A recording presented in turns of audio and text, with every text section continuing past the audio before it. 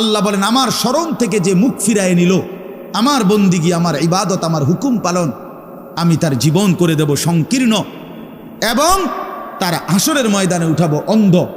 এই জীবন সংকীর্ণ করার একাধিক তাফসির, এর মধ্যে একটা তাফসির হলো এইটা যে আল্লাহ জীবন সংকীর্ণ করে দিবে মানে তার কবরের মধ্যে তার কবরটাকে একেবারে সংকীর্ণ করে দিবে। আল্লাহ রসুল বলছে নাফরমানের কবর রাইখা যখন ফেরেশতা চলে যাবে, কবর ডান পাশের মাটি তারে একটা চাপ দিবে বাম দিকে, বাম দিকের মাটি এক ডান দিকে, আল্লাহর কসম ডান পাশের হাড্ডি পাজর ভাইঙ্গা ডান দিকে বাম দিকে চলে যাবে, বাম দিকের হাড্ডি পাজর ভাইঙ্গা। রাসূলুল্লাহ সাল্লাল্লাহু আলাইহি ওয়াসাল্লাম বলছে বন্ধু দেখেন হাত্তা তাখতালিফা আদলাউহু, এই দুই আঙ্গুল যেভাবে এভাবে একটার ভিতরে ঢুকে গেছে, খোদার কসম ডান পাশের হাড্ডি পাজর বাম পাশের হাড্ডি পাজর এইভাবে একটার ভিতরে ঢুকে যায়। এইটার অর্থ এটা। হ্যাঁ, রাসূলুল্লাহ সাল্লাল্লাহু আলাইহি সাল্লাম একদিন হযরত বারা ইবনে আযিব রাদিয়াল্লাহু তাআলা আনহু থেকে বর্ণিত, নবীজি একদিন এক সাহাবীর জানাজা পড়তে গেছেন। জানাজা পড়তে গিয়ে খালি কবরের সামনে কিছুক্ষণ দাঁড়াইছেন, তখনও ওনারে কবরে রাখে নাই, জানাজাও পড়ায় নাই। নবীজি আগে গিয়া কবরটার সামনে দাঁড়াইছে। হযরত বারা ইবনে আযিব বলেন আমরা নবীজির সাথে ছিলাম। আল্লাহর নবী সাল্লাল্লাহু আলাইহি সাল্লাম কবরের খালি এই কবরে দেখা অঝরে কাঁদতে শুরু করছে। আমরা সবাই সাহাবীরা নবীজির সাথে কাঁদতে শুরু করলাম। অনেকক্ষণ কাইদা নবীজি চোখের পানি মুইছা আজীব কথা বলছে নবী। রাসূলুল্লাহ সাল্লাল্লাহু আলাইহি সাল্লাম সাহাবীদেরকে লক্ষ্য করে বলছে ইয়া ইখওয়ানি লিমিসলি হাদা ফাআইদ্দু, আমার বন্ধুরা আমার সাথীরা এই কবরে যাওয়ার জন্য তোমরাও রেডি হও। ফাআইদ্দু, তোমরাও প্রস্তুতি নাও, অচিরেই তুমি আমি সবাই এই কবরেই পৌঁছে যাইতে হবে। রাসূলুল্লাহ সাল্লাল্লাহু আলাইহি সাল্লাম বলছে প্রিয় বন্ধু আমার, জওয়ান সাথী আমার, সামান্য এই কয়েকদিনের জওয়ানি নষ্ট না করা, নষ্ট না করা, কোনোভাবেই নষ্ট না করা। তো এই জন্য বললাম এই সূরা মুলক এটা আল্লাহ তাআলা অত্যন্ত ফজিলতপূর্ণ একটি সূরা। রাসূলুল্লাহ সাল্লাল্লাহু আলাইহি সাল্লাম বলছেন এটা কবরের আযাব থেকে রক্ষা করবে। এই সূরা নিয়মিত তাফসীরের মধ্যে আমি নিজে পড়ছি, তাফসীরে কুরতুবিতে আছে।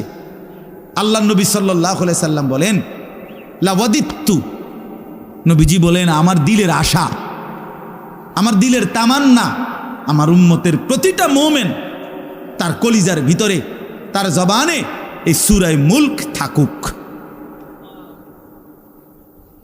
সূরা মুলক থাকুক। অর্থাৎ রাসূলুল্লাহ সাল্লাল্লাহু আলাইহি সাল্লাম বলতেন আমার প্রতিটা মুমিন বান্দা উম্মত যেন এই সূরা মুলক তেলাওয়াত করে, যেন কবরের আযাব থেকে রক্ষা পায়। নবীজি 5 ওয়াক্ত নামাজের পরে, আল্লাহর কসম ভাই এখানে অনেক ওলামায়ে কেরাম আছে, আপনি জিজ্ঞাসা করে, নবীজি 5 ওয়াক্ত নামাজের পরে সরদার দু আলম নবীর তো কোনো গুনাহ নাই, তিনি নিষ্পাপ, তিনি তো জান্নাত উদ্বোধন করবেন। আনা আউয়ালু মান ইয়াকরাউ বাবাল জান্নাহ, নবী বলছে আমি সেই মুহাম্মদ যে প্রথম জান্নাতের দরজা আমি নাড়ব, জান্নাতের কড়া নাড়ব আমি মুহাম্মদ। ভিতর থেকে ফেরেশতা বলবে আপনি কে? আমি বলবো মুহাম্মদ। ফেরেশতা বলবে আনতাজিরু লাক, আমি তো আপনার অপেক্ষাই করছিলাম, আপনি আসবেন বলেই তো অপেক্ষায় ছিলাম, আপনি উদ্বোধন করে দিলেই তো বাকিরা ঢুকবে। তো সেই নবী যিনি জান্নাত উদ্বোধন করবেন, তিনি 5 ওয়াক্ত নামাজের পরে ভাইয়া প্রতিদিন তিনি যেই কথাটা দোয়া করতেন, এর মধ্যে একটা দোয়া এটা, আল্লাহুম্মা ইন্নী আউযু বিকা মিন আযাবিল কবর ওয়া মিন ফিতনাতিল কবর ওয়া মিন ফিতনাতিল মাসীহিদ দাজ্জাল ওয়া মিন ফিতনাতিল মাহইয়া ওয়াল মামাত। আল্লাহ আমি কবরের আযাব থেকে পানাহ চাই। নবীজি নিজে বলতেন। প্রিয় ভাই বাবা আমার, চলেন সবাই নিয়ত করি, নিজেকে গুনাহ থেকে বাঁচানো দরকার, নিজের আল্লাহর নাফরমানি থেকে বাঁচানো দরকার। আল্লাহ তাআলা বলেন ইন্নাল্লাযীনা ইয়াখশাউনা রাব্বাহুম বিল গায়ব, আমি আল্লাহকে না দেখে, আমার কথাগুলো আখিরাত সম্পর্কিত, এগুলোকে না দেখে যারা আমি আল্লাহকে ভয় করে, আখিরাতকে ভয় করে, জাহান্নামকে ভয় করে, কবরকে ভয় করে। আল্লাহ বলেন, তাফসীরের মধ্যে লিখছে, ভয় করে মানে হলো গুনাহ বর্জন করে। কোনো ব্যক্তি আল্লাহকে ভয় করে, খোদার কসম এই কথার অর্থ হইল গুনাহ ছেড়ে দেয়। যে গুনাহ ছেড়ে দেয় সে আল্লাহকে ভয় করে, যে আল্লাহকে ভয় করে সে গুনাহ ছেড়ে দেয়। কোনো নাফরমান আল্লাহকে ভয় করে না, আল্লাহকে ভয় করলে গুনাহ করতে পারে না। বুঝেন নাই বাংলা কথাটা? এটা কাগজের এই পিঠ ও পিঠ, কাগজের এই পিঠ ওই পিঠ। এই পিঠে যদি লেখা আছে আল্লাহর ভয়, তো ওই পিঠে লেখা থাকবে গুনাহ বর্জন। যে গুনাহ ছেড়ে দেয় সে অটোমেটিকলি আল্লাহকে ভয় করে, যে আল্লাহকে ভয় করে সে গুনাহ বর্জন করে। এজন্য তাকওয়ার অর্থ আল্লাহর ভয়, এটার প্রথম অর্থ হইল গুনাহ বর্জন। মান খাশিয়ার রহমান, আল্লাহকে ভয়, এটার প্রথম অর্থ গুনাহ বর্জন, গুনাহ বর্জন। আমার শায়েখ আল্লামা মুফতি মুশতাকুন নবী সাহেব সব সময় চিল্লায় মাহফিলে, অনেক সময় আহাজারি করে বলে যে বাপ, গুনাহ আগুন, গুনাহ আগুন, গুনাহ আগুন। প্রতিটা গুনার পিঠে ওই পিঠে আগুন আছে। নারীর প্রতিটা বেপর্দা দৃশ্যের মধ্যে খোদার কসম আগুন জ্বলে। ওই সিনেমার নর্তকীর শরীরে আগুন জ্বলে, ওই নায়িকার শরীরে আগুন জ্বলে, মোবাইলের ওই অস্থির ছবির মধ্যে আগুন জ্বলে, মদের আড্ডায় আগুন জ্বলে, জুয়ার আড্ডায় আগুন জ্বলে, সুদের টাকায় আগুন জ্বলে, ঘুষের টাকায় আগুন জ্বলে, বেপর্দা নারীর শরীরে আগুন জ্বলে। ওইটা রূপ না, ওইটা আগুন, ওইটা জাহান্নাম, ওইটা জাহান্নাম। আল্লাহ তাআলা বলেন, ইন্নাল্লাযীনা ইয়াখশাউনা রাব্বাহুম বিল গায়ব। আল্লাহ তাআলা বলেন, আমার যে বান্দারা আমার আখিরাত, আমার জাহান্নাম, আমার পরকাল, আমার কবর, এই কথাগুলোকে ভয় করে, আমি আল্লাহকে ভয় করে, না দেখে আল্লাহ বলেন, আমি ওয়াদা দিলাম লাহুম মাগফিরাতুম ওয়া আজরুন কাবীর, আমি তাদের পেছনের সব গুনাহ মাফ করে দেব, আর আমার সবচেয়ে বড় পুরস্কার জান্নাত দিয়ে দেব। এখানে এটা এমন শব্দ না যে কিছু শব্দ তো আছে একটা শব্দের সাথে আরেকটা বলছে অর্থহীন, যেমন কলম টলম। তো এটা সবাই বুঝে যে টলমের কোনো অর্থ নাই, কাগজ টাগজ, তো কাগজের অর্থ নাই। কিন্তু শিক্ষা দীক্ষা এমন না, শিক্ষা শব্দের উল্টা না, এটা এমন না যে এটা শিক্ষার উল্টা কিছু না, এটা আলাদা শব্দ। শিক্ষা দীক্ষা যেমন আমরা অনেক সময় বলি যে নামাজ রোজা, লোকটা নামাজ রোজায় ভালো, তো এর দ্বারা কি শুধু নামাজ আর নামাজের উল্টা শব্দ রোজা না, এটা একটা আলাদা কি আমল। নামাজ একটা ইবাদত, তো রোজা একটা ইবাদত। তো শিক্ষা এটা একটা বিষয়, দীক্ষা এটা একটা বিষয়। শিক্ষা তো তালিম, দীক্ষা এটা তরবিয়ত, আখলাক। আখলাক অর্থাৎ শব্দ মুখস্থ করা এটা যেমন জরুরি, জিন্দিগি গঠন করা এটাও সমান জরুরি, বরং তার চাইতে বেশি জরুরি। এজন্য আমাদের ফেনীর একজন বড় বুজুর্গ আলেম আছেন, ফেনী জামিয়া রশিদিয়া মাদ্রাসার হজরত মাওলানা মুফতি শহীদুল্লাহ দামাত বারাকাতুহুমুল আলী, বাংলাদেশের অনেক বড় একজন বুজুর্গ আলেম। হজরতের মাদ্রাসা ফেনীতে, সেই মাদ্রাসা একটা মাদ্রাসায় কওমি মাদ্রাসা, সেখানে প্রায় 6 থেকে 7 হাজার ছাত্র পড়ালেখা করে, প্রায় 200-এর উপরে উস্তাদ আছে, 200-250 হবে। তো এই জন্য বললাম যে হজরত সবসময় বলে যে পড়া মেধা অনুপাতে কম বেশি হইতে পারে, কিন্তু আখলাক বরাবর হইতে হবে। আখলাক, ছাত্র মেধাগত যোগ্যতার কারণে কেউ রুল নাম্বার 1, কেউ রুল নাম্বার 10, কিন্তু আদব আখলাক বরাবর বরাবর হওয়া চাই। আমরা এটা খুব খেয়াল করি না। আজকে সবাই মনে করে বাচ্চার পড়ালেখা হচ্ছে, ঠিক আছে, পড়তেছে, যাইতেছে, আসতেছে, ছেলেটা পড়তেছে, রেজাল্ট আসছে, কিন্তু আখলাক কোথায়? যে ছেলেটা কখনোই প্রস্রাব করে টয়লেট পেপার ব্যবহার করে না, দাঁড়িয়ে বসে প্রস্রাব করার ক্ষেত্রে কোনো পার্থক্য করে না, তো তার আখলাক, তার জীবন গঠন হইল কই? শব্দও না মুখস্থ হইল, শব্দও না মুখস্থ হইল। যে ছেলেটা তার মোবাইলের মধ্যে রাত দিন নাচ গান ছবি জিনা ব্যভিচারের দৃশ্য, অথবা শুধু শুধু অনর্থক মোবাইলটা টিপল, তো পড়া তো মুখস্থ করলো, কিন্তু আখলাক কই হইল? আখলাক কই হইল? 3 বছরের বাচ্চার হাতে মোবাইল দিয়ে দিছে, 2 বছরের বাচ্চার হাতে অভিভাবক মোবাইল দিয়ে দিছে। মানে খামখেয়ালির এক জিন্দিগি। এক সন্তান গঠন কিভাবে করতে হয় মুসলমান তাও জানে না, তাও জানে না। বাচ্চাকে টেলিভিশনের হাতে তুলে দিছে, টেলিভিশন দেখে দেখে শেখো। বাচ্চাতে সমবয়সীদের হাতে তুলে দিছে, যে সমবয়সী বন্ধুদের সাথে আড্ডা দিতে দিতে যা শেখো শেখো। এটা কখনোই কি না, নিয়ম না। রাসূলুল্লাহ সাল্লাল্লাহু আলাইহি ওয়াসাল্লাম বলছেন, কুল্লু মাউলুদিন ইউলাদু আলাল ফিতরা, প্রত্যেকটি মানব সন্তান আল্লাহকে মানার শতভাগ যোগ্যতা নিয়ে পৃথিবীতে ভূমিষ্ঠ হয়। কোরআন শরীফে আল্লাহ তাআলা বলছেন, ফিতরাতাল্লাহিল্লাতী ফাতারান নাসা আলাইহা, কোরআনের আয়াত। আল্লাহ তাআলা বলেন, দিন মানার পুরা যোগ্যতা দিয়েই আমি আল্লাহ মানুষকে সৃষ্টি করেছি। আল্লাহ তাআলা এমন একটি হুকুম করে নাই, এমন একটা বিষয় নিষেধ করে নাই যা পালন করার যোগ্যতা কিংবা বর্জন করার যোগ্যতা আল্লাহর বান্দার শরীরের মধ্যে নাই, এমন কোনো বিধান নেই। আমার মধ্যে রুকু করার যোগ্যতাই নাই, অথচ আমারে রুকু করতে বলছে, অথচ আমার কোমর বাঁকা হয় না, বিষয়টা এমন না। আমি সেজদাই দিতে পারি না, আমার হাঁটুও বাঁকা হয় না, কনুইও বাঁকা হয় না, কোমরও বাঁকা হয় না, অথচ আল্লাহ আমারে বললেন সেজদা দিতে। বিষয়টা কি এমন? কথা বুঝছেননি আমার কথাটা? আমারে বানাইলেন তাল গাছ, আমারে বলতেছেন সেজদা দিতে। এইটা বললে না জুলুম হইতো? এটা বললে না জুলুম হইতো? কিন্তু আল্লাহ তাআলা যতগুলো হুকুম করেছেন, যতগুলো নিষেধ করেছেন, প্রতিটা হুকুম পালন করা, প্রতিটা নিষেধ বর্জন করার 100 যোগ্যতা আল্লাহ তাআলা বান্দার শরীরের মধ্যে দিয়েছে। কোরআনুল কারীমের মধ্যে আছে, আল্লাহ তাআলা বলেন, বান্দা আমি তোমাকে বানিয়েছি নাবতালিহি, পরীক্ষা করার জন্য, আর পরীক্ষায় উত্তীর্ণ করার উপযোগী। ফাজআলনাহু সামিআন বাসীরা, আমি আল্লাহই তোমাকে শুনবার জন্য কান দিয়েছি, দেখবার জন্য চোখ দিয়েছি। তাফসীরের মধ্যে লিখছে, অর্থ হইল আমাকে মানবার পুরা যোগ্যতা সম্পন্ন শরীর দিয়েছি। ওযু, গোসল, নামাজ, রোজা, হালাল হারাম, পাক নাফাক সব কিছু বান্দা পালন করতে পারবে এমন যোগ্যতা দিয়ে তারে মানুষ বানাইছে। মানুষ হইবার পরে, মুসলমান হওয়ার পরে কেউ যদি বলে আল্লাহর এই হুকুম পালন করা আমার পক্ষে সম্ভব না, তাহলে এটা হইতে পারে তুমি ছাগল, মানুষ না।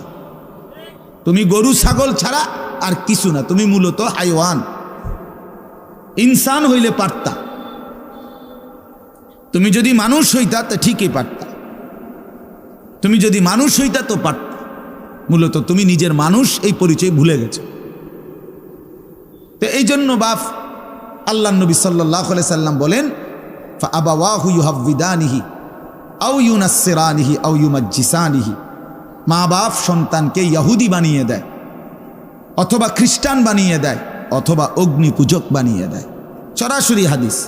বাবা মা নষ্ট করে দেয় সন্তান। রাসূলুল্লাহ সাল্লাল্লাহু আলাইহি সাল্লাম বলছে, বাবা মা 3 বছরের বাচ্চাটা ছোট্টবেলা থেকেই ঘরে টেলিভিশন দেখে, রঙিন সিনেমা দেখে, নাটক সিনেমা দেখে, তারে এটা শিখাইবার ক্ষেত্রে কে ব্যবস্থা করে দিল? তার মা বাপ। এ তো 3 বছরের বাচ্চা বাজার থেকে কিনে আনে নাই, টেলিভিশনে এত বড় এটা তো বাচ্চাটা আনে নাই, এটা তো তার অভিভাবক আনছে।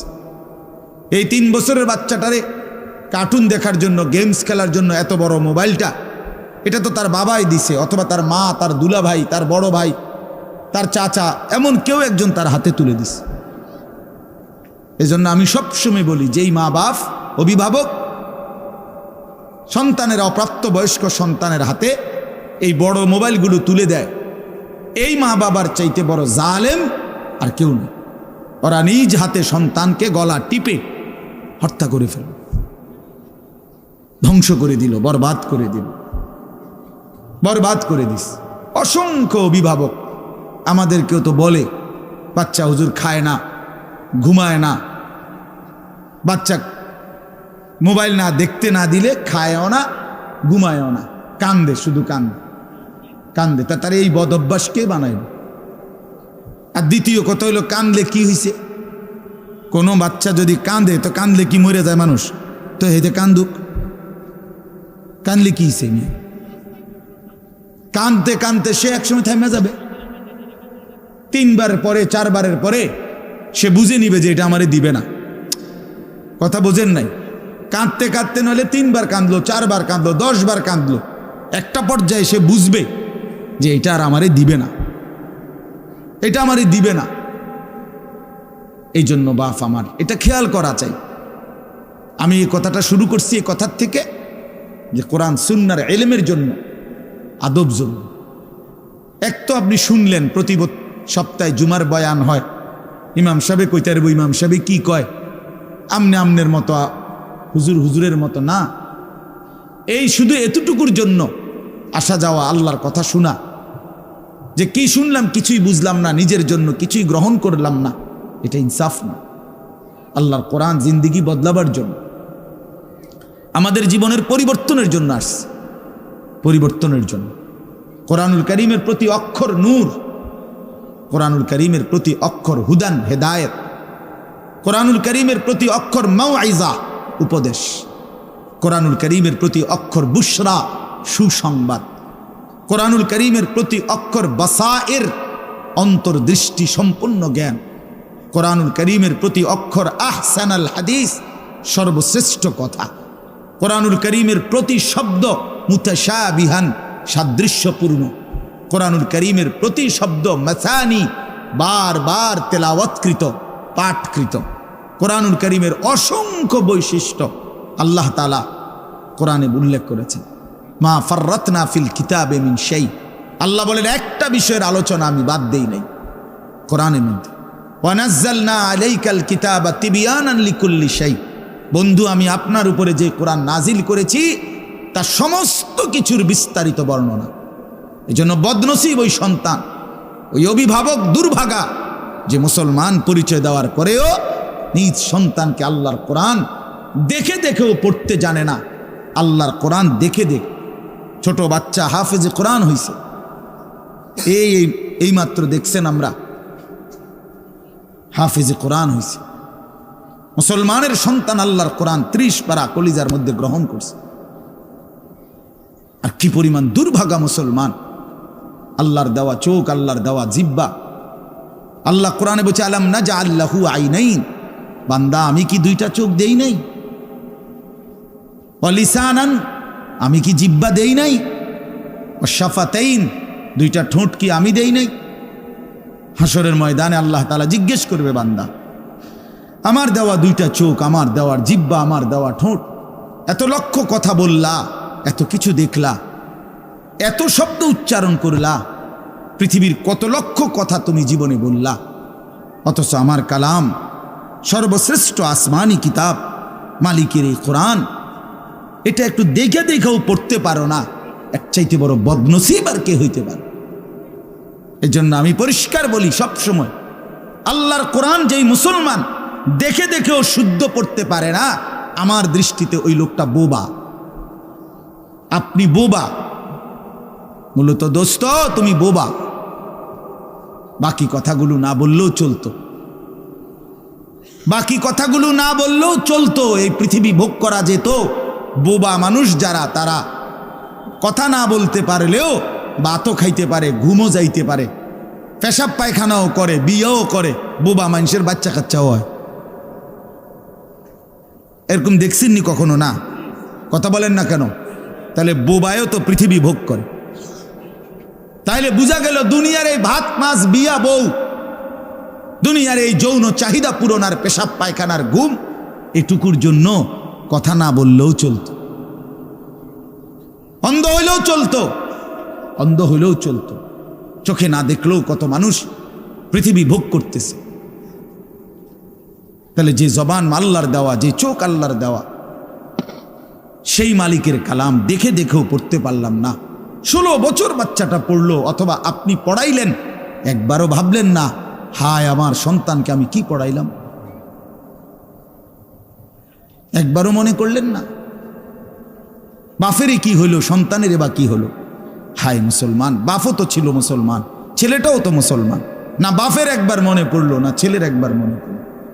না মায়ের একবার মনে পড়লো, না ছেলেটার একবার মনে পড়ল যে আমার মালিকের কোরআন পড়তে পারি না। পৃথিবীর কত পড়া, দরকারি বেদরকারি মিলাইয়া পৃথিবীর বাকি সমস্ত পড়ালেখার মধ্যে প্রয়োজনীয় অপ্রয়োজনীয় কথার মিশ্রণ। কিছু কথা দরকারি আছে, কিছু কথা বেদরকারি আছে। সমস্ত বাংলা বইয়ের মধ্যে দরকারি কথাও আছে, বেদরকারি কথাও আছে। ইংরেজি বইয়ের মধ্যে দরকারি কথাও আছে, বেদরকারি কথাও আছে। কথা বলেন? হ্যাঁ, রোদ হচ্ছে, বৃষ্টি হচ্ছে, খেকশিয়ালের বিয়ে হচ্ছে, এটা কোনো দরকারি কথা হলো? এটা কিছু শিখার কিছু? এটা হাট্টিমা টিম টিম তারা মাঠে পারে ডিম, এটা কি? এটা কোনো শিখার কিছু? হ্যাঁ, আগডুম বাগডুম গোড়াডুম সাজে, আগডুম কি বাগডুম কি? তার বাপের 14 গোষ্ঠী কইতে পারবো নি আগডুম কি যে লিখছে এটা? অনর্থক কথা। 2 little black birds sitting on a wall, one called Peter, one called Paul. 2টা কাউয়া একটা ওয়ালের মধ্যে বসছে, একটা কাউয়ার নাম হলো পিটার আর একটা কাউয়ার নাম হলো পল। এই হলো কবিতার অর্থ। এটা কি শিখছে ছেলেটা? এখানে কি শিখার? কাউয়া ওয়ালে বসলেই কি, টিনের সালেই বসলে কি? কাউয়া তো কাউয়া, কাউয়া লইয়া আমার দরকার কি? কাউয়া কই বইছে, এটা আমার বাচ্চা শিখতেইব। আমি কি কাউয়ার বাচ্চা? বলেন তো কি অর্থ আছে এটাতে? আর এই পিটার পল এটা সম্পূর্ণ কাফেরের নাম। পিটার এই শব্দ, পল এটা খ্রিস্টানদের নাম, কোন মুসলমানের নাম না। এটা মুসলমানের সন্তান এটা শিখবে কেন? উচ্চারণ শিখার জন্য, কিছু শব্দ শিখার জন্য। তো শব্দ শিখার জন্য ইসলামী কোনো শব্দ নাই। আল্লাহ আমাদেরকে বুঝ দান করে। আমি বইয়ে এখানে বই ঠিক করতাম বসি না, যে বুঝেন না আমার কথাটা? অর্থ এই উদ্দেশ্যটা, তাহলে আমি বই ঠিক করতে বসি নাই। অর্থ একটা উদাহরণস্বরূপ বললাম আর কি। আবার দরকারি কথাও আছে। আমাদের দেশে সেই ছেলে কবে হবে, কথায় না বড় হয়ে কাজে বড় হবে, ফাইন কথা। সকালে উঠিয়া আমি মনে মনে বলি, সারাদিন আমি যেন ভালো হয়ে চলি, চমৎকার কথা। বোর হলো দৌড় খোলো কুকুমনি উঠোরে, এগুলো তো অন্যায়। এসব কবিতাও তো না, আমরা আমলে নাই ডিমি কইতেছি। এখনকার কি আছে আমি জানি না, এগুলা আমার সময়ে পড়ছি আমরা ছোটবেলায় প্রাইমারিতে। যাই হোক বাপ, অর্থ হইল আল্লাহর কোরআন থেকে সন্তানকে বঞ্চিত করেন না। বঞ্চিত আপনাদের কাছে অনুরোধ, এই যে কয়জন বসছেন, জোয়ান ভাই যারা বসছেন, ভাই আমার স্কুলে পড়েন, কলেজে পড়েন, কোনো অসুবিধা নাই, ঠিক আছে। নতুন করে আবার মাদ্রাসায় ভর্তি হইতে পারবেন না, আমরাও জানি, কিন্তু কোনো একটু সময় বের করে আল্লাহর কোরআন সময় সুযোগ বের করে শেখা সম্ভব। শুক্রবারটা তো অবসর থাকেন, বৃহস্পতিবার বিকেল থেকে তো অবসর থাকেন, শনিবারটা তো অবসর থাকেন। তো একটু আল্লাহর কালাম পড়েন, কোনো একজন আলেমের কাছে, কোনো একজন মসজিদের ইমামের কাছে, কোনো একজন মাদ্রাসার ওস্তাদের কাছে নিজে আলাদা একটু সময় বাইর করেন যে আমার মালিকের কোরআন আমি একটু শুনি, আল্লাহ তাআলার কালাম শুনি। আহা, কোরআনুল কারীমের নূর, এটা যে শুনলো না সে শুনলোটা কি? সে শিখলো কি, পড়লো কি? মজাই তো পাইলেন, কথা বলার মজাই তো হয় নাই। আমি তো অনেক সময় বলি, আল্লাহর ঘরের কালো গিলাফ আর মদিনার সবুজ গম্বুজ যে দেখে নাই, যেই চোখ, হে দেখলো কি? কালো গিলাফ যে দেখে নাই কাবার, রাসূলুল্লাহর রওজায়ে আতহারের সবুজ গম্বুজের ওই সৌন্দর্য যে দেখে নাই, যেই চোখ, সে জীবনে কি দেখলো? আমার একবার মক্কা শরীফ এক লোক উমরার সময়, বাংলাদেশি এক লোক দৌড়াইয়া আমার আয়সা জড়াইয়া ধরছে, ধরাইয়া কাঁদা দিছে, বলছে হুজুর আমি আপনার এক কথার কারণে হজে আসছি, উমরায় আসছি। আমি বললাম মানে? এই কথাইটা আমি এটা শুনছি আজ আপনি বলছেন যে এই চোখ কাবার কালো গিলাফ দেখে নাই, রাসূলুল্লাহ সাল্লাল্লাহু আলাইহি সাল্লামের রওজায়ে আতহারের সবুজ গম্বুজ দেখে নাই, সে দেখলো কি? আর এইটা আমার দিলে লাগছে যে হ্যাঁ ঠিকই তো, আমি আর কি দেখলাম? তাই তো যেই জবান আল্লাহর নামে নিতে জানে না, মালিকের কোরআনে পড়তে জানে না, তুমি পড়লা কি মিয়া? তুমি কি গোড়ার ঘাস কাটলা মিয়া? বাকি সবগুলো পড়া না হলেও দুনিয়া চলতো মিয়া। মূর্খ বকলম, নাম দস্তখত করতে জানে না, টিপসই দেয় এমন হাজারো মানুষ দুনিয়া ভোগ করতেছে। বাড়ি গাড়ি, নেতাগিরি, মাতবুরি, ক্ষমতা, দালান বিল্ডিং সবটা দুনিয়া ভোগ করছে, অথচ নামটাও সই দিতে জানে না। এমন নাই? বলেন না এমন নাই? তো সে কোন যোগ্যতায় দুনিয়া ভোগ করছে? সে কিভাবে দুনিয়া ভোগ করতেছে? যদি বলেন সে সমাজে তার কোনো মান সম্মান, আরে না মিয়া, বহুত নেতাদের মাতবর সমাজের, সে তো মূর্খ, টাকার জোরে ক্ষমতা দেখাচ্ছে, এমন মানুষ নাই? তো তাইলে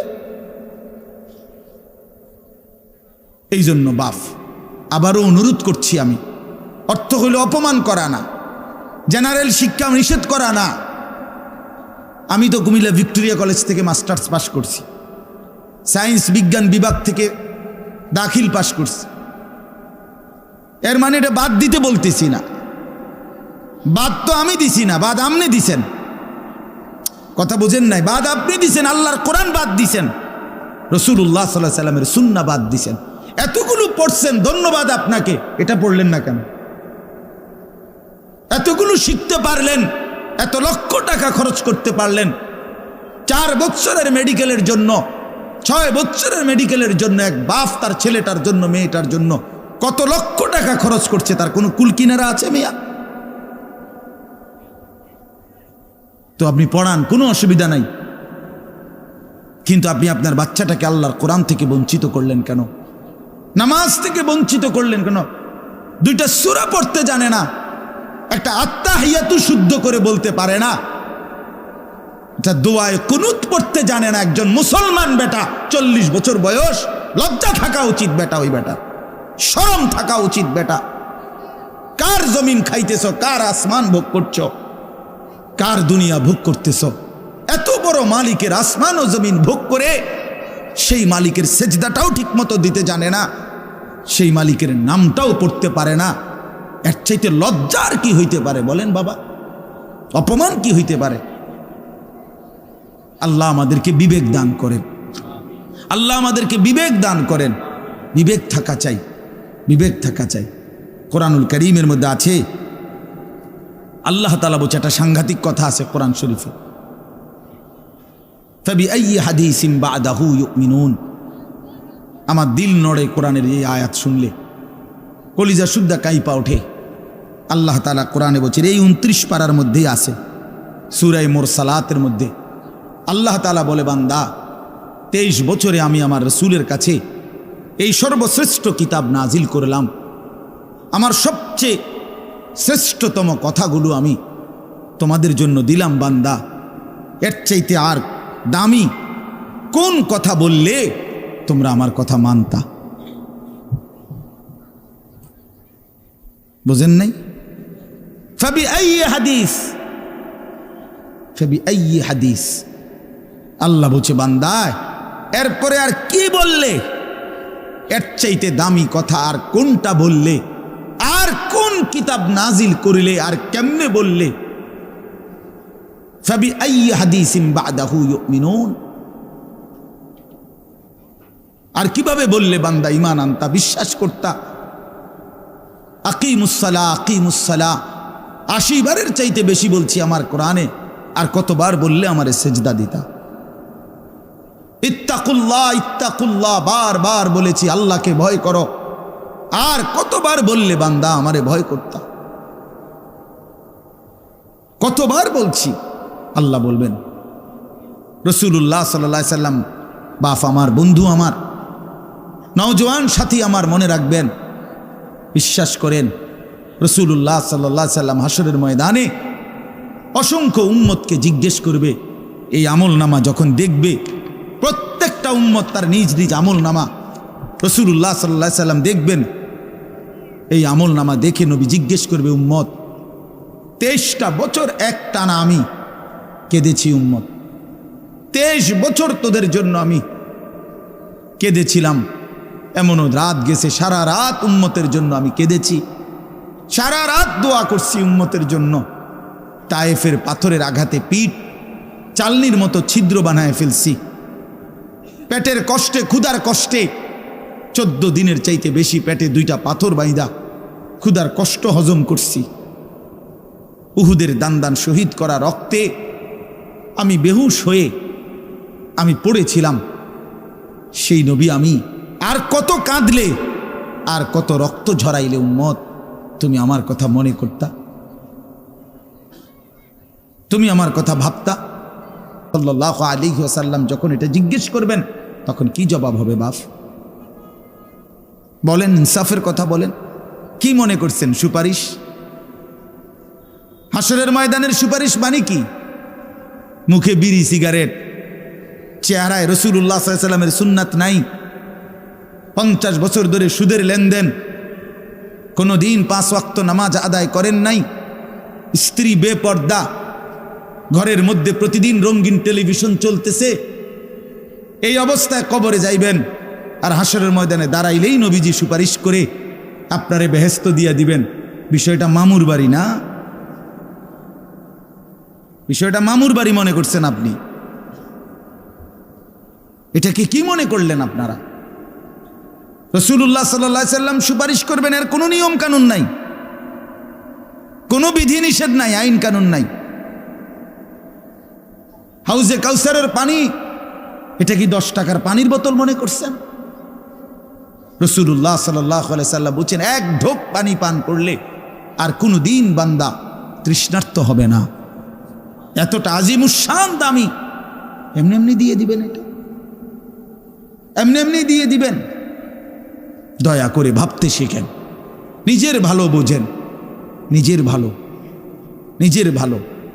আমি যেই সূরাটা পড়ছি, এই সূরাটার নাম হলো সূরা মুলক, 29 নম্বর পারা, কোরআনুল কারীমের 67 নম্বর সূরা।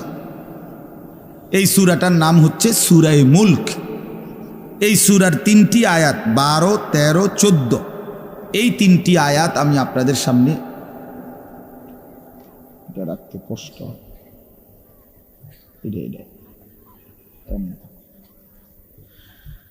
এই 3টি আয়াত আমি তেলাওয়াত করছি। এই আর অল্প একটু সময়ের মধ্যে আমি আপনাদের সামনে এই 3টা আয়াতকে সামনে রেখে কয়েকটা আর কথা বলতে চাই। প্রথম কথা, আপনারা রাগ হইয়েন না আমার, আমি আপনাদেরই অঞ্চলের মানুষ, এখন আপনারাও আমার, আমিও আপনাদের। আল্লাহর কোরআন শিখেন।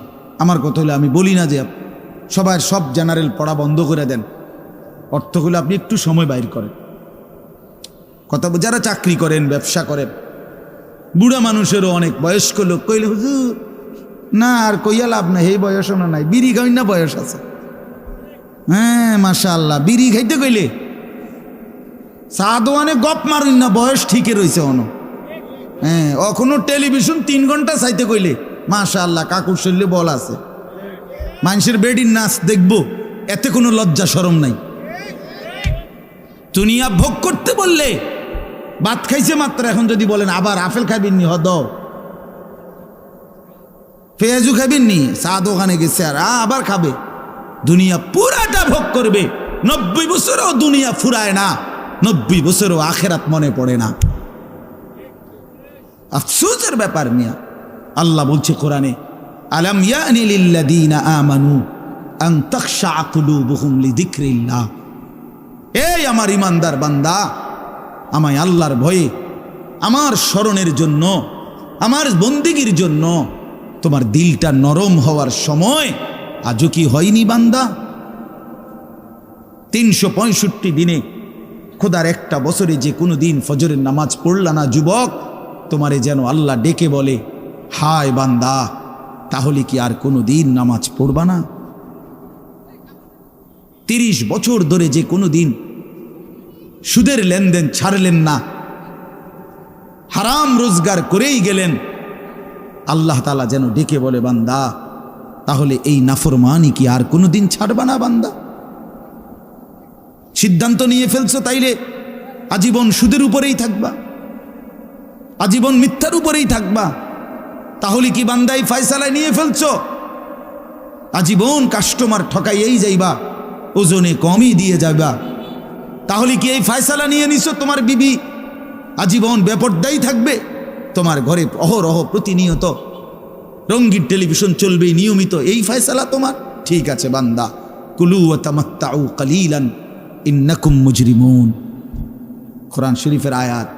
আল্লাহ বলছে নাফরমান বান্দা, খাও, দুনিয়া ভোগ করো কিছুক্ষণের জন্য, শুধু মনে রেখো ইন্নাকুম মুজরিমুন, তুমি কিন্তু পাপী। এ কথাটা শুধু মনে রাখো, বাকিটা পরে হইব, ভাত খাও।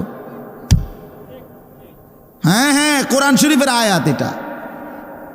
কুলু ওয়া তামাত্তাউ কালিলান ইন্নাকুম মুজরিমুন। আল্লাহ যেন বলে 8টার সময় যেই নাফরমান নাস্তা খাইতে বসে, আল্লাহ বলে বান্দা খা, কোনো অসুবিধা নাই, শুধু মনে রাখিস বেঈমান ফজরের নামাজ পড়ো নাই। কথাখান শুধু মনে রাখো, পরে হইব অন খাও। রাত 10টা বাজে যেই নাফরমান ভাত খাইতে বসছে, আল্লাহ তাআলা যেন ডাক দিয়ে বলছে বেঈমান খা, ভাত খা, খানা আমি আটকাইতাম না, শুধু মনে রাখিস এশার নামাজ পড়স নাই, ভাত খা বেঈমান। খানা আটকাবো না, খানা আমি জন্তু জানোয়াররাও খাওয়াই, তোরে খাওয়াবো না কেন? খানা আমি কুকুর বিড়ালরেও খাওয়াই, খানা আমি গরু ছাগলরেও খাওয়াই, তোরে দেব না কেন বান্দা? খা, শুধু মনে রাখবি ইন্না আ'তাদনা লিল কাফিরিনা সালাসিলা ওয়া আগলালাম ওয়া সাঈরা। আল্লাহ বলে প্রতিটা নাফরমানের জন্য আমি রেডি রাখছি আগুনের শিকল এবং আগুনের বেড়ি এবং জাহান্নামের আগুন। 1 নাম্বার 70 জিরাআন, 70 হাত লম্বা আগুনের শিকল দিয়ে জাহান্নামীকে হাসরের ময়দানে আল্লাহর ফেরেশতা বান দিবে। 1 2 নাম্বার 2টা হাত। দোস্ত দেখেন শুধু আমার দিকে, সূরা ইয়াসিনে আছে ইন্না জাআলনা ফি আ'নাকিহিম আগলালান ফাহিয়া ইলাল আদকানি ফাহুম মুকমাউন। এটার অর্থ হলো এই যে হাসরের ময়দানে প্রত্যেকটা পাপী নাফরমানকে ফেরেশতা 2 হাত আলগি দিয়া এইভাবে ঘাড়ের সাথে বান দিয়া ধইরা এই 2 থুতনির নিচে 2 হাত এভাবে দিয়া এইভাবে বান দিয়া রাখবে। আল্লাহর কসম, রব্বে কাবার কসম করে বললাম, এইভাবে বান দিবে। আর কোনোদিন বেঈমান চোখটাও নিচের দিকে নামাইতে পারবে না, কারণ এই থুতনি তো উঠাই দিছে উপরের দিকে, এটা দিয়ে ঠেলা দিয়া। এটা অর্থ হলো আগলা আলাম। এই আয়াতের সূরা ইয়াসিনের এই আয়াতের অর্থ এটাই, ইন্না জাআলনা ফি আ'নাকিহিম আগলালান। আল্লাহ বলছে বান্দা আমি দেখাবো। আল্লাহ ডাক দিয়ে বলে ভাই আমারও তোমারও, জওয়ানকেও বুড়োকেও। আল্লাহ বলে বান্দা কি মনে করছো আমি রহমান না? ঠিক আছে, তুমি কি এটা শোনো নাই আমি যে কাহার? তুমি তো শুনছো আমি রাহিম, তুমি কি শোনো নাই আমি জব্বার? আমি জুনতিকাম, আমি প্রতিশোধ গ্রহণকারী, আমি সারিউল হিসাব, দ্রুত হিসাবকারী, আমি জব্বার, আমি প্রবল প্রতাপান্বিত, কাহার, আমি মুতাকাব্বির, আমি বারি। তুমি জানো না? আমার একটা নাম শুনলা, আমার দয়ার নামটা শুনলা, আমি যে শাস্তি দেব সেটা শোনো নাই? কি ভাইয়া, কোরআনুল কারীমের মধ্যে জান্নাতের বর্ণনা যেমন আছে, জাহান্নামের বর্ণনা নাই? কথা বলেন না কেন? তো সেগুলো কার জন্য? সেগুলো কার জন্য? মা সালাকাকুম ফি সাকার ক্বালু লাম নাকু মিনাল মুসাল্লিন। একবারে সোজা বাংলা দেখেন, জাহান্নামে চিৎকার করবে, জাহান্নামের ফেরেশতা ডাক দিয়ে বলবে বেঈমান জাহান্নামে কেন আসলি? ক্বালু লাম নাকু মিনাল মুসাল্লিন। নাফরমান বলবে বন্ধু ফেরেশতা ভাই আমি দুনিয়াতে নামাজি ছিলাম না। কি ছিলাম না? সরাসরি কোরআনের আয়াত। আল্লাহ বলেন ওয়াইলুন ইয়াউমাইদিল লিল মুকাদ্দিবিন। সমস্ত মিথ্যাবাদী নাফরমান পাপীদের জন্য সেদিন জাহান্নাম। যদি বলেন কেমন নাফরমান মাওলা? আল্লাহ বলেন ওয়া ইদা কিলা লাহুমুর কাউ লা ইয়ারকাউন।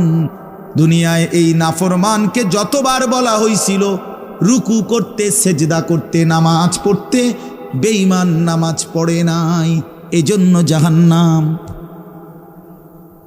কোরআনুল কারীমে আল্লাহ বলছেন কাল্লা ইদা বালাগাতিত তারাকি, নাফরমানের মৃত্যুর সময় যখন আসবে, মালাকুল মউত আজরাইল তারে যখন ডাক দিবে, আইয়াতুহান নাফসুল খাবিসা, প্রতিটা পাপী নাফরমানের জান কবজের সময় আজরাইল যখন ডাক দিয়ে বলবে, হে খবিস আত্মা বের হ, উখরুজি বের হ, আত্মাটা বের হতে চাইবে না। আল্লাহর নবী বলেন, কসম বাবা, নবীজি বলে মালাকুল মউত আজরাইল খপ করে ধইরা কলজা থেকে রুহুটা একটা টান দিয়া ছিঁড়া ফেলবে, একটা টান দিয়া ছিঁড়ে ফেলবে। এরপরে রুহুটা কণ্ঠনালীর কাছে এসে আটকায় যাবে। কাল্লা ইদা বালাগাতিত তারাকি, তারাকি মানে কণ্ঠনালী। ফালাউলা ইদা বালাগাতিল হুলকুম ওয়া আনতুম হিনা ইদিন তানজুরুন, এটার অর্থ এটাই। হুলকুম মানে এই কণ্ঠনালী, বের হতে চাইবে না রুহু। আজরাইল তখন ধৈরে টাইনা হেসরাইয়া ছিঁড়া ছিন্ন ভিন্ন করে বেঈমান নাফরমানের কলজা ছিঁড়া ফেলবে, রুহু ছিঁড়ে ফেলবে, এরপরে শরীর থেকে বের করে নিয়ে আসবে।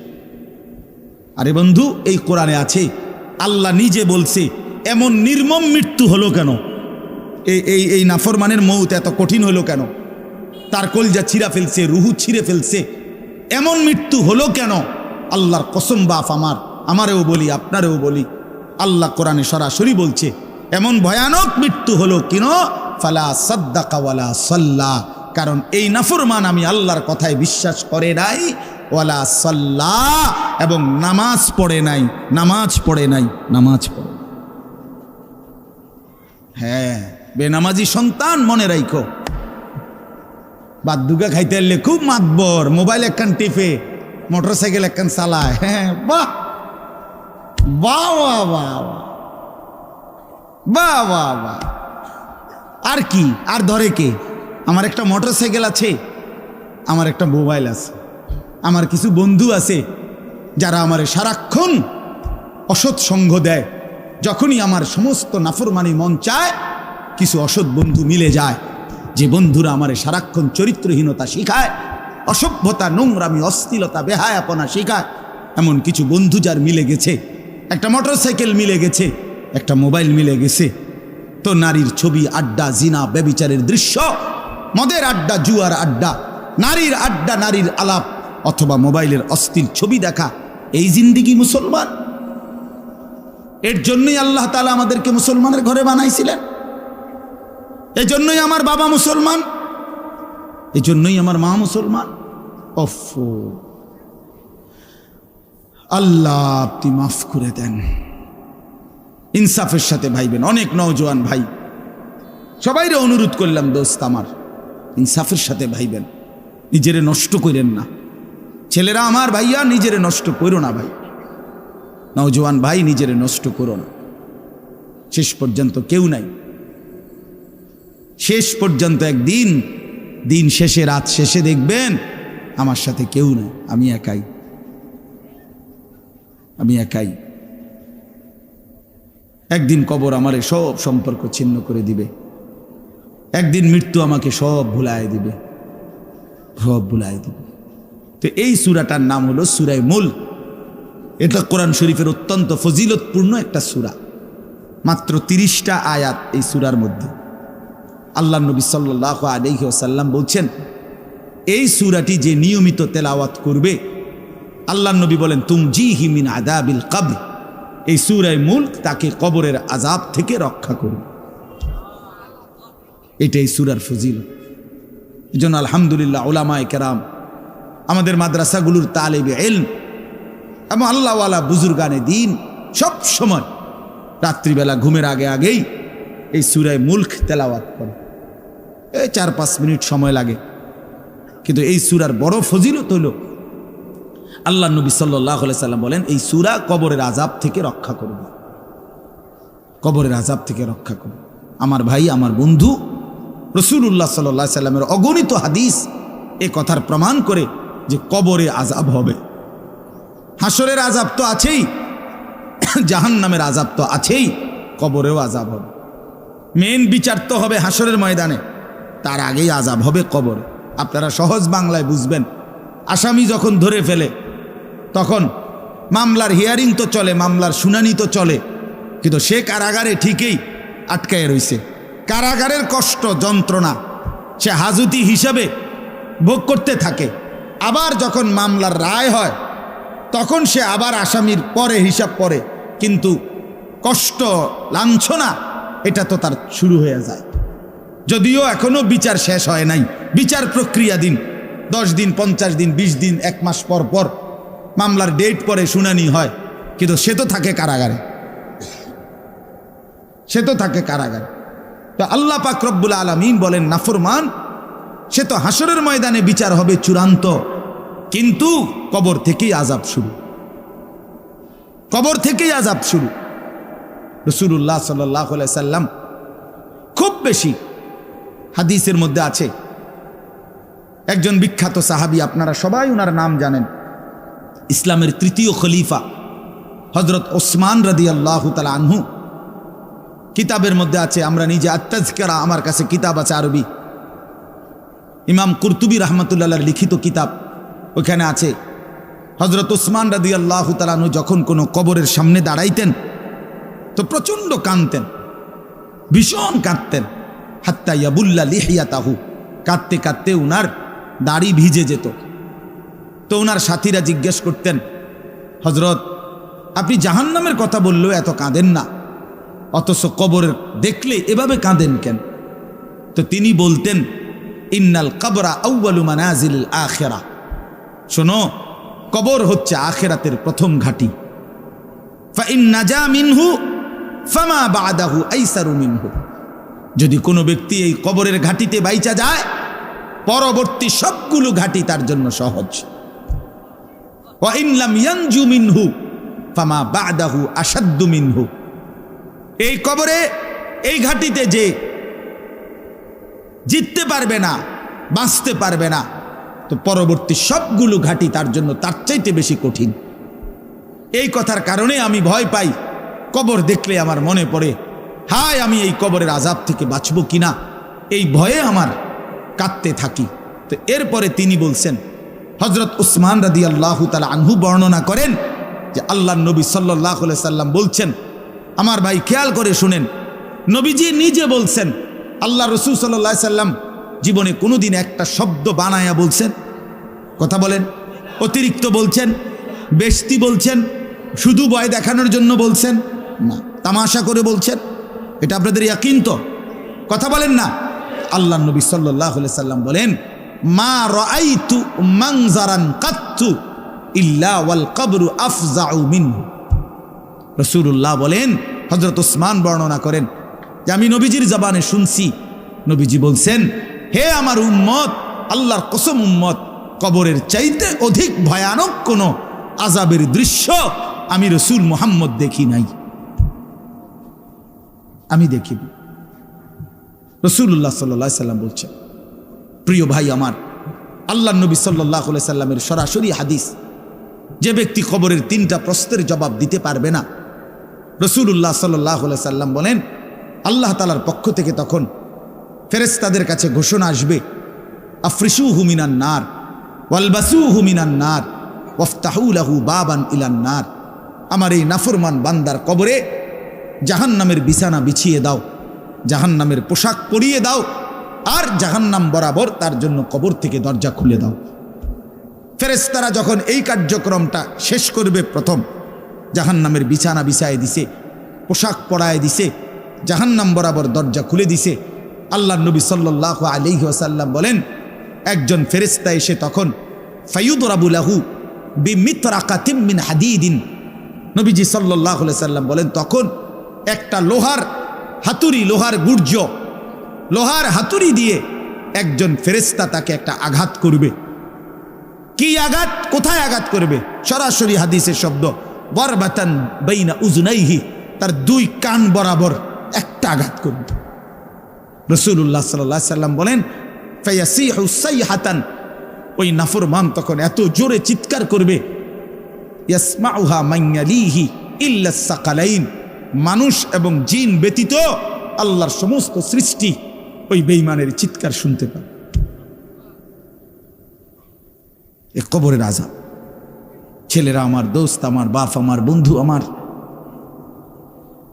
আপনি হাসলেও কবরে যাইতে হবে, কাঁদলেও কবরে যাইতে হবে। রাজপ্রাসাদের ওই অট্টালিকাতে যে থাকে সেও একদিন মরে যাবে, জীর্ণ কুঠিরে কুড়ে ঘরে যে থাকে সেও মরে যাবে। জীবনে যে কোনোদিন সুখ দেখে নাই, দুঃখের সাগরে তারও মৃত্যু হবে। জীবনে যে কোনোদিন দুঃখ দেখে নাই, সুখের সাগরে ভাসছিল, তারও মৃত্যু হবে, সেও মরে যাবে। কবর নিশ্চিত, কবর নিশ্চিত। আমিন ওয়ারাইহিম বারযাখুন ইলা ইয়াউমি ইউবআসুন। আল্লাহ তাআলা মৃত ব্যক্তিকে বলবে, বান্দা, কোরআন শরীফের আয়াত, এখন থেকে নিয়ে ইসরাফিলের ফুঁতে হাসরের ময়দানে উঠানো পর্যন্ত বারজাখ মানে কবরের জীবনে পড়ে থাকো। ভেবে দেখেন, ভেবে দেখেন, শুধু 1 মিনিট। আমিও ভাবি, আপনিও ভাবেন। হাদিসের মধ্যে আছে, মা বাইনান নাফখাতাইন 40। ইসরাফিল প্রথম ফু দিলে জমিনের সব কিছু মাটির নিচে চলে যাবে। দ্বিতীয় ফু দিলে মাটির নিচ থেকে আবার সবাই উঠে হাসরের ময়দানে দাঁড়াবে। তো নবীজি সাল্লাল্লাহু আলাইহি সাল্লাম বলছে, এই 2 ফুঁয়ের মাঝখানে ব্যবধান হবে 40। তো মুহাদ্দিসিনে কেরাম, ওলামায়ে কেরাম বলেন, কেউ কেউ এই 2 ফুঁয়ের মাঝখানে ব্যবধান হতে পারে 40,000 বছর। তাহলে ধরে নেন, সর্বশেষ যেই লোকটা কবরে গেছে, যদি তার কবরে আযাব হয়, তাহলে তার কবরের আযাব ভোগ করতে হবে 40,000 বছর। এবার বলেন তো, এখন যারা মরতেছে, এবার বলেন তো রাসূলুল্লাহ সাল্লাল্লাহু আলাইহি সাল্লামের জমানায় যারা মারা গেছে, এবার আরো পিছনে যান, ইব্রাহিম আলাইহিস সালামের জমানায় যারা মারা গেছে, এবার আরো পিছনে যান, নূহ আলাইহিস সালামের জমানায় যেই অবিশ্বাসী বেঈমানগুলো মারা গেছে, তারা আজকে কত বছর যাবত কবরে আযাব ভোগ করতেছে। বুঝছেননি আমার কথাটা? হ্যাঁ, কোরআন শরীফে আছে, ওমান আ'রাযা আন যিকরি ফাইন্না লাহু মাঈশাতান যানকা ওয়া নাহশুরুহু ইয়াওমাল কিয়ামাতি আ'মা। আল্লাহ বলেন, আমার স্মরণ থেকে যে মুখ ফিরায় নিল, আমার বন্দিগি, আমার ইবাদত, আমার হুকুম পালন, আমি তার জীবন করে দেব সংকীর্ণ, এবং তার হাসরের ময়দানে উঠাবো অন্ধ। এই জীবন সংকীর্ণ করার একাধিক তাফসির, এর মধ্যে একটা তাফসির হলো এইটা, যে আল্লাহ জীবন সংকীর্ণ করে দিবে মানে তার কবরের মধ্যে, তার কবরটাকে একেবারে সংকীর্ণ করে দিবে। আল্লাহ রসুল বলছে, নাফরমানের কবর রাইখা যখন ফেরেশতা চলে যাবে, কবর ডান পাশের মাটি তারে একটা চাপ দিবে বাম দিকে, বাম দিকের মাটি এক ডান দিকে। আল্লাহর কসম, ডান পাশের হাড্ডি পাজর ভাইঙ্গা ডান দিকে বাম দিকে চলে যাবে, বাম দিকের হাড্ডি পাজর ভাইঙ্গা। রাসূলুল্লাহ সাল্লাল্লাহু আলাইহি ওয়াসাল্লাম বলছে, বন্ধু দেখেন, হাত্তা তাখতালিফা আদলাউহু, এই 2 আঙ্গুল যেভাবে এভাবে একটাটার ভিতরে ঢুকে গেছে, খোদার কসম, ডান পাশের হাড্ডি পাজর, বাম পাশের হাড্ডি পাজর এইভাবে একটার ভিতরে ঢুকে যায়। এইটার অর্থ এটা। হ্যাঁ, রাসূলুল্লাহ সাল্লাল্লাহু আলাইহি সাল্লাম একদিন হযরত বারা ইবনে আযিব রাদিয়াল্লাহু তাআলা আনহু থেকে বর্ণিত, নবীজি একদিন এক সাহাবীর জানাজা পড়তে গেছেন। জানাজা পড়তে গিয়ে খালি কবরের সামনে কিছুক্ষণ দাঁড়াইছেন। তখনও ওনারে কবরে রাখে নাই, জানাজাও পড়ায় নাই। নবীজি আগে গিয়া কবরটার সামনে দাঁড়াইছে। হযরত বারা ইবনে আযিব বলেন, আমরা নবীজির সাথে ছিলাম। আল্লাহর নবী সাল্লাল্লাহু আলাইহি সাল্লাম কবরের খালি এই কবরে দেখা অঝরে কাঁদতে শুরু করছে। আমরা সবাই সাহাবীরা নবীজির সাথে কাঁদতে শুরু করলাম। অনেকক্ষণ কাইদা নবীজি চোখের পানি মুইছা আজীব কথা বলছে নবী। রাসূলুল্লাহ সাল্লাল্লাহু আলাইহি সাল্লাম সাহাবীদেরকে লক্ষ্য করে বলছে, ইয়া ইখওয়ানি লিমিসলি হাদা ফাআইদ্দু, আমার বন্ধুরা, আমার সাথীরা, এই কবরে যাওয়ার জন্য তোমরাও রেডি হও। ফাআইদ্দু, তোমরাও প্রস্তুতি নাও, অচিরেই তুমি আমি সবাই এই কবরেই পৌঁছে যাইতে হবে। রাসূলুল্লাহ সাল্লাল্লাহু আলাইহি সাল্লাম বলছে, প্রিয় বন্ধু আমার, জওয়ান সাথী আমার, সামান্য এই কয়েকদিনের জওয়ানি নষ্ট না করা, নষ্ট না করা, কোনোভাবেই নষ্ট না করা। তো এই জন্য বললাম, এই সূরা মুলক, এটা আল্লাহ তাআলা অত্যন্ত ফজিলতপূর্ণ একটি সূরা। রাসূলুল্লাহ সাল্লাল্লাহু আলাইহি সাল্লাম বলছেন, এটা কবরের আযাব থেকে রক্ষা করবে। এই সূরা নিয়মিত তাফসীরের মধ্যে আমি নিজে পড়ছি, তাফসীরে কুরতুবিতে আছে। আল্লাহ নবী সাল্লাল্লাহু আলাইহি সাল্লাম বলেন, লাওয়াদিত্তু, নবীজি বলেন আমার দিলের আশা, আমার দিলের তামান্না, আমার উম্মতের প্রতিটা মুমিন তার কলিজার ভিতরে, তার জবানে এই সূরা মুলক থাকুক, সূরা মুলক থাকুক। অর্থাৎ রাসূলুল্লাহ সাল্লাল্লাহু আলাইহি সাল্লাম বলতেন আমার প্রতিটা মুমিন বান্দা উম্মত যেন এই সূরা মুলক তেলাওয়াত করে, যেন কবরের আযাব থেকে রক্ষা পায়। নবীজি 5 ওয়াক্ত নামাজের পরে, আল্লাহর কসম ভাই, এখানে অনেক ওলামায়ে কেরাম আছে, আপনি জিজ্ঞাসা করেন, নবীজি 5 ওয়াক্ত নামাজের পরে, সরদার দু আলম নবীর তো কোনো গুনাহ নাই, তিনি নিষ্পাপ, তিনি তো জান্নাত উদ্বোধন করবেন। আনা আউয়ালু মান ইয়াকরাউ বাবাল জান্নাহ, নবী বলছে আমি সেই মুহাম্মদ যে প্রথম জান্নাতের দরজা আমি নাড়ব, জান্নাতের কড়া নাড়ব আমি মুহাম্মদ। ভিতর থেকে ফেরেশতা বলবে আপনি কে? আমি বলবো মুহাম্মদ। ফেরেশতা বলবে আনতাজিরু লাক, আমি তো আপনার অপেক্ষাই করছিলাম, আপনি আসবেন বলেই তো অপেক্ষায় ছিলাম, আপনি উদ্বোধন করে দিলেই তো বাকিরা ঢুকবে। তো সেই নবী যিনি জান্নাত উদ্বোধন করবেন, তিনি 5 ওয়াক্ত নামাজের পরে ভাইয়া প্রতিদিন তিনি যেই কথাটা দোয়া করতেন, এর মধ্যে একটা দোয়া এটা, আল্লাহুম্মা ইন্নী আউযু বিকা মিন আযাবিল কবর ওয়া মিন ফিতনাতিল কবর ওয়া মিন ফিতনাতিল মাসীহিদ দাজ্জাল ওয়া মিন ফিতনাতিল মাহইয়া ওয়াল মামাত। আল্লাহ আমি কবরের আযাব থেকে পানাহ চাই। নবীজি নিজে বলতেন। প্রিয় ভাই, বাবা আমার, চলেন সবাই নিয়ত করি, নিজেকে গুনাহ থেকে বাঁচানো দরকার, নিজের আল্লাহর নাফরমানি থেকে বাঁচানো দরকার। আল্লাহ তাআলা বলেন, ইন্নাল্লাযীনা ইয়াখশাউনা রাব্বাহুম বিল গায়ব, আমি আল্লাহকে না দেখে, আমার কথাগুলো আখিরাত সম্পর্কিত, এগুলোকে না দেখে যারা আমি আল্লাহকে ভয় করে, আখিরাতকে ভয় করে, জাহান্নামকে ভয় করে, কবরকে ভয় করে, আল্লাহ বলেন, তাফসীরের মধ্যে লিখছে ভয় করে মানে হলো গুনাহ বর্জন করে। কোন ব্যক্তি আল্লাহকে ভয় করে, খোদার কসম এই কথার অর্থ হলো গুনাহ ছেড়ে দেয়। যে গুনাহ ছেড়ে দেয় সে আল্লাহকে ভয় করে, যে আল্লাহকে ভয় করে সে গুনাহ ছেড়ে দেয়। কোন নাফরমান আল্লাহকে ভয় করে না, আল্লাহকে ভয় করলে গুনাহ করতে পারে না। বুঝেন নাই বাংলা কথাটা? এটা কাগজের এই পিঠ ও পিঠ, কাগজের এই পিঠ ওই পিঠ। এই পিঠে যদি লেখা আছে আল্লাহর ভয়, তো ওই পিঠে লেখা থাকবে গুনাহ বর্জন। যে গুনাহ ছেড়ে দেয় সে অটোমেটিকলি আল্লাহকে ভয় করে, যে আল্লাহকে ভয় করে সে গুনাহ বর্জন করে। এজন্য তাকওয়ার অর্থ আল্লাহর ভয়, এটার প্রথম অর্থ হইল গুনাহ বর্জন। মান খাশিয়ার রহমান, আল্লাহকে ভয়, এটার প্রথম অর্থ গুনাহ বর্জন, গুনাহ বর্জন। আমার শায়েখ আল্লামা মুফতি মুশতাকুন নবী সাহেব সব সময় চিল্লায় মাহফিলে, অনেক সময় আহাজারি করে বলে যে বাপ, গুনাহ আগুন, গুনাহ আগুন, গুনাহ আগুন। প্রতিটা গুনার পিঠে, ওই পিঠে আগুন আছে। নারীর প্রতিটা বেপর্দা দৃশ্যের মধ্যে খোদার কসম আগুন জ্বলে।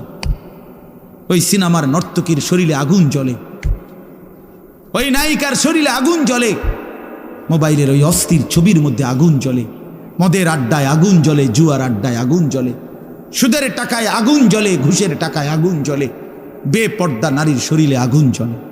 ওইটা রূপ না, ওইটা আগুন, ওইটা জাহান্নাম, ওইটা জাহান্নাম। আল্লাহ তাআলা বলেন, ইন্নাল্লাযীনা ইয়াখশাউনা রাব্বাহুম বিল গায়ব, আল্লাহ তাআলা বলেন আমার যে বান্দারা আমার আখিরাত, আমার জাহান্নাম, আমার পরকাল, আমার কবর, এই কথাগুলোকে ভয় করে, আমি আল্লাহকে ভয় করে, না দেখে আল্লাহ বলেন আমি ওয়াদা দিলাম, লাহুম মাগফিরাতুম ওয়া আজরুন কাবীর, আমি তাদের পেছনের সব গুনাহ মাফ করে দেব, আর আমার সবচেয়ে বড় পুরস্কার জান্নাত দিয়ে দেব। এরপরে আল্লাহ বলেন, ওয়া আসিররু কাওলাকুম আবিজহারু বিহি ইন্নাহু আলিমুম বিজাতিস সুদূর। মানুষের 3টা অবস্থা কথার ক্ষেত্রে, মানুষ তার অভিব্যক্তির ক্ষেত্রে 3টা অবস্থা হয়। মানুষ কখনো জোরে কথা বলে, মানুষ কখনো আস্তে কথা বলে গোপনে, আর কখনো মানুষ অন্তরে জল্পনা কল্পনা করে, ঠিক না? এই তিনটাই অবস্থা।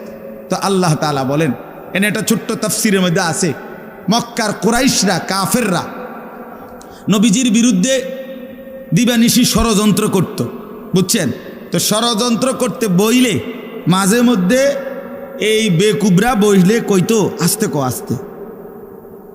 আস্তে বেড়া আসিররু, আস্তে কথা বলো, কাই লা ইয়াসমা রব্বা মুহাম্মদের খোদা যেন শুনতে না পায়। শুনলে কি অসুবিধা হইব?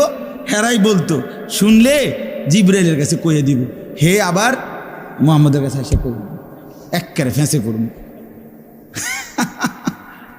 হ্যাঁ, তাফসীরের মধ্যে আছে। আল্লাহ তাআলা বলেন, হায় হায় রে বেওকুফ, কি বললি, কি ভাবলি, আল্লাহরেই চিনলি না, আল্লাহকেই চিনলি। হ্যাঁ, অনেক নওজোয়ান বেচারা ইয়ারফোন লাগাইলে মনে করে কেউ শোনে না, ইয়ারফোন লাগাইলেছে আর কি, বুঝেন না? কানের মধ্যে দুইটা বল্টু লাগাইছে, খালাস, আর তো দুনিয়ার কেউ শুনে না। আরে না ফরমান, দুনিয়ার কেউ শুনে না সেটা তো কথা না, আর শাজিমের মালিক তো শুনে। ওয়া আসিররু কাওলাকুম আবিজহারু বিহি, রব্বুল আলামিন বলেন, তোমরা যদি আস্তে কথা বলো, আবিজহারু বিহি, যদি জোরেও কথা বলো, ইন্নাহু আলিমুম বিদাতিস সুদূর, আল্লাহ বলে শুধু এই দুইটা না বান্দা, আস্তে বলো, জোরে বলো, অথবা অন্তরের ভিতরে যা লুকায়িত করো, আমি আল্লাহ সবটাই পুরাপুরি জানি। এরপরে শেষ অসাধারণ একটা যুক্তি আল্লাহ দেখাইছে, এই শেষ কথা আমার, আলা ইয়ালামু মান খালাক, আজীব কথা। আল্লাহ বলে, আচ্ছা বান্দা, তোমার আমি একটা কথা জিজ্ঞাই, তুমি আমার কথাটার উত্তর দাও।